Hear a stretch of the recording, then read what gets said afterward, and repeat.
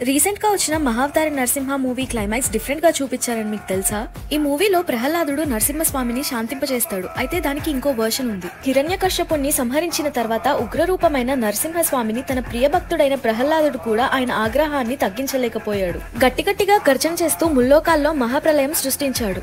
దేవతలందరూ ప్రాణభయంతో ఆ మహాదేవుణ్ణి రక్షించమని వేడుకుంటారు. అప్పుడు శివుడు తన ప్రతిరూపమైన వీరభద్రుని పంపించి ఉగ్రరూపమైన నరసింహస్వామిని శాంతింపజేయడానికి చాలా ప్రయత్నిస్తాడు. కానీ నరసింహస్వామి వీరభద్రుడి మీద ప్రతిదాడి చేయడంతో శివుడికి చాలా కోపం వస్తుంది. అప్పుడు నరసింహస్వామి కంటే అతి భయంకరమైన శరభావతారాన్ని ఎత్తుతారు.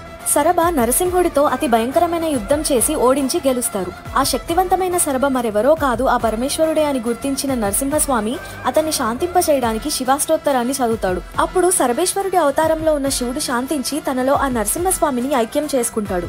దీన్ని బట్టి చూస్తే శివుడు విష్ణువు ఎప్పుడు కలిసే ఉంటారు అని అనిపిస్తుంది.